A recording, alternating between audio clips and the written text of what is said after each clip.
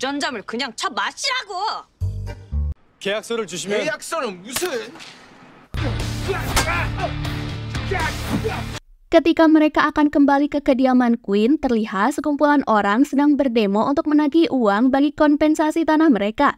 Sonhwa menerima instruksi dari Grace untuk putar melewati gerbang belakang agar mereka bisa aman untuk masuk ke kediaman. Grace ternyata punya rencana lain untuk menjebak mereka. Terlihat dua wartawan yang sedang siaga untuk meliput dan mempermalukan keluarga Queen atas kejatuhan mereka.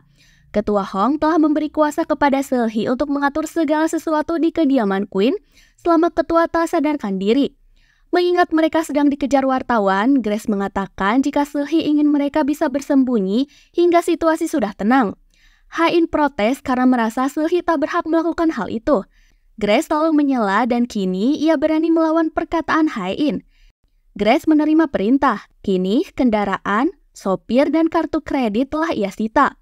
Bahkan kartu keamanan dan kartu kunci tak lagi berfungsi. Dari arah jauh, terlihat keluarga Queen diam-diam sedang dipotret oleh wartawan. Untungnya, Hyunwoo dengan cerdik segera membawa kabur mereka dengan sebuah mobil untuk terhindar dari potret paparazi. Bom jatuh terima atas apa yang mereka alami. Hyunwoo menjelaskan jika mereka bisa menuntut hak sebagai penghuni rumah, namun hal itu cukup memakan waktu.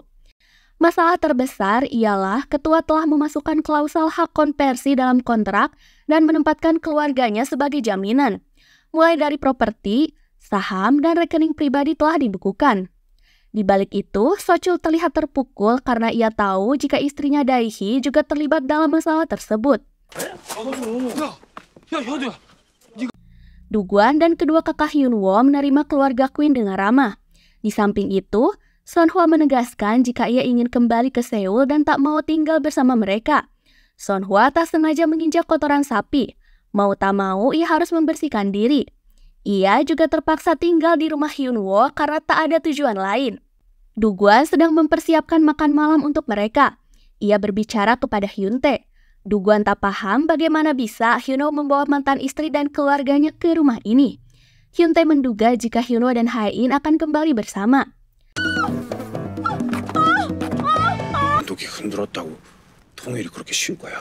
Hyunwoo memberikan pengertian kepada Ha-in jika ini adalah tempat ternyaman dan teraman bagi mereka saat ini. Bagaimanapun, situasi tak akan membuat mereka berubah hanya dalam satu malam. Ha-in memohon agar Hyunwoo tak terlalu mencemaskannya. Bagaimanapun, kini mereka telah bercerai. Apapun yang keluarganya kini tengah alami bukan lagi urusannya. Hyunwoo menjawab jika ia akan berhenti mencemaskannya ketika Ha-in telah berhasil pulih. Ia berharap Ha-in bisa mengerti dan mau tinggal di rumahnya. 조금만 덜 불행하려고. Di sisi lain, Misun sedang membersihkan sepatu Sonhwa yang telah terkena kotoran sapi. Sonhwa menyuruhnya agar membuang sepatu tersebut. Setelah dicek, Misun kaget karena sepatu itu sangat mahal.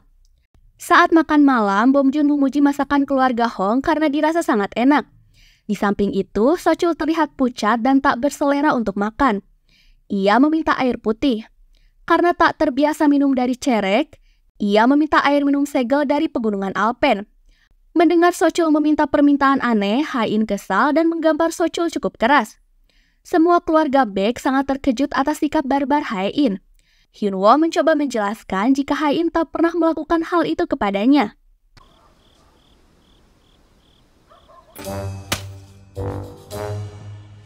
Misun dan Hyuntae meminta maaf kepada Ha-in.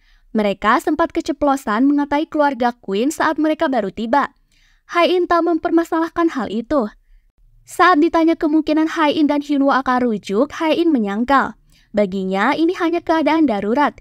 Ia berharap mereka tak berspekulasi dan salah paham. 불려씨. 우리 집에 왜 와가지고 씨. Keluarga Queen akan tinggal di pavilion yang tak jauh dari rumah utama. Sementara itu, Sochul terlihat tak terbiasa dengan peralatan dan fasilitas sederhana yang ada di rumah tersebut. Di sisi lain, Eun-sung terlihat sangat marah akibat Seulhee telah berbuat seenaknya karena mengusir keluarga Queen. Eun-sung khawatir jika mereka akan balas dendam dan mencari titik kelemahannya. Seulhee mengerti jika Eun-sung hanya khawatir terhadap Ha-in. Ia berharap agar putranya bisa menikmati semua yang mereka miliki saat ini. Seulhee telah menepati ucapannya di masa lalu. Namun Ensong masih kecewa karena selama di luar negeri ia tak pernah peduli dengan keadaannya. Ensong tak bisa menahan diri. Bagaimanapun ia akan berusaha untuk membawa Hae-in kembali. 난 어머니와 목표가 달라요. 그러니까 Bom Joon meminta agar Son Hwa tak perlu mengkhawatirkan keadaan putranya yang tak bisa menyesuaikan diri dengan rumah ini. Bagaimanapun, ia harus legowo menerima kondisinya, karena semua keluarganya sama-sama dalam situasi sulit. 내버려둬.